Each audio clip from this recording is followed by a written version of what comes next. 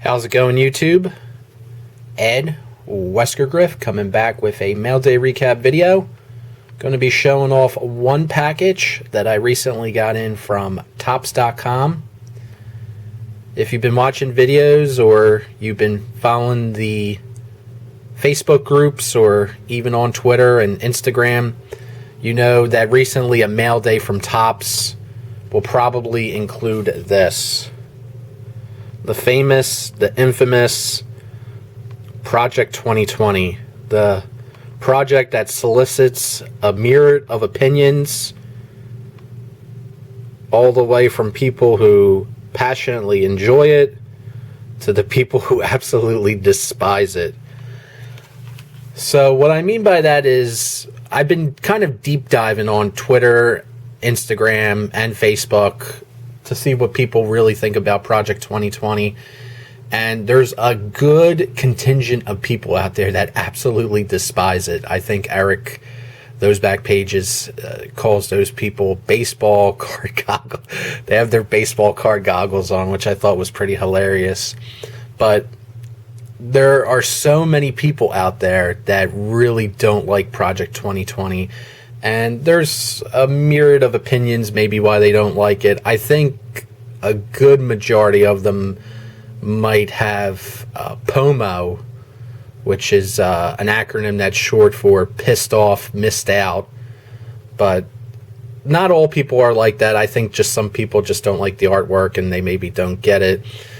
I remember getting the initial emails from Topps about Project 2020, and my first impressions of it was that it was an interesting idea, that Topps was kind of going out of their comfort zone a little bit, but trying to expand the brand a little bit by including some of these pop culture artists who have really big followings. So I thought it was interesting, but it wasn't for me. Kind of like certain musical genres or certain bands or artists, you might hear their music, but you're like, it's just not for me. If people appreciate it, that's cool, but it is what it is. But I keep getting emails from Topps, and obviously I have a lot of time on my hands with the lockdowns and the pandemic going on. So I've been getting these emails every day and looking at all the cards. And I'm not a dummy. I look at the secondary markets and I see the insane price fluctuation on these cards. And I really don't think we've ever been a point in this hobby where something that retails on Topps, a major website like Topps.com, retails for $19.99 plus free shipping. Something that sells for that, and then a week later sells for $2,500 to $3,500. I just don't think we've ever seen anything like that, and it's really hard for a lot of people to wrap their head around. It's certainly hard for me to wrap my head around, because I just don't understand how something can go from being $20 to being so desirable that it's $2,500 to $3,500. I mean, that's just bonkers. So that definitely played a factor into me looking at these cards a little more closely. So I decided to make a purchase, and I got in on Project 2020, I would say, in the middle. I definitely missed the first wave of the cards, missed probably the first 50 cards, but I do have a couple out there that I ordered that are pretty desirable. So let's get into the cards. I know I talked a lot and I gave my opinions about Project 2020. But let's get into these. So it's kind of crazy. You see this little box here? These little boxes are selling on eBay for like 25 bucks. Just the box alone. So take that for what you will. But this is the card that I got, the Ben Baller Mike Trout. And Ben Baller is the most popular artist that is featured in Project 2020. He has the biggest following, I guess you can say. He's the most popular. But thought this was an interesting card. It is Trout. Really like the look of it. It's just an overall cool card, I feel like. He's wearing the Michael Jackson gloves there. So I bought one. Got one of them for the collection. and I bought a second one. So, you know, not going crazy like some of these people that went crazy on the Griffey Keith Shore. I think that last I checked, that was just a few hundred shy of the print run being around 100,000. So the Mike Trout from Ben Bowler, I think the print run was 34,000, somewhere around there. So my intention was to buy two, keep one for the collection, and sell this one to get my money back for the order. Now, watching the prices of these within the last 72 hours, I would say, has been extremely interesting. These were selling for $200 a pop easily. Then the next day they went to $175. Then the next day they went to $150. And now I think today they're selling for like $100. So there's like, I guess, a panic going. There is a panic going on with these. So it's very interesting to watch.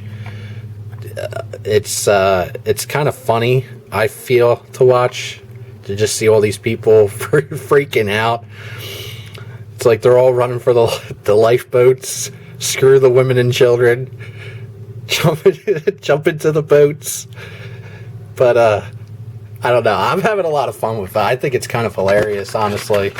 And speaking of hilarious, I bought this card as well. So when I saw this card, I laughed. I laughed for a good 5 minutes. I just thought this card was absolutely hilarious. It was so... You know, I'm going to be honest. I thought this card looked so stupid. And I know I might get heat for that. Some people might really get bent out of shape that I said that. But it's just so ridiculous looking. And I remember I was in a live chat with Mike O, Caesar, and Phil. And I told them, I'm like, you guys got to order this card. It's so ridiculous that it's going to be sought after. But it is the Keith Shore Bob Gibson. So I ordered one of these. I just feel like it's so ridiculous looking. It's just, I can't believe this got approved. It's just it's just I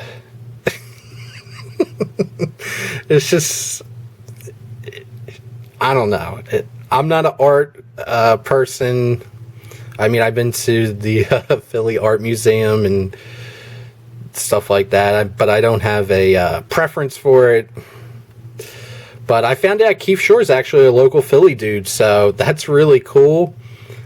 Obviously, the print run on this was super low. The print run on this was only 1,400. But in typical 2020 fashion and insane fashion, this is one of the more expensive Project 2020 cards. At one point, this card was selling for $1,400. One sold for $2,000. And right now, as of today, a lot of them are selling between $700 to $900. So it sucks because I really kind of want to keep this card. I don't really want to sell it because, as you can see by my background, when I ordered this card, I ordered on top, this is why I have these back here, I ordered this Von Hayes starting lineup, and I ordered this awesome Guy Fieri Funko Pop.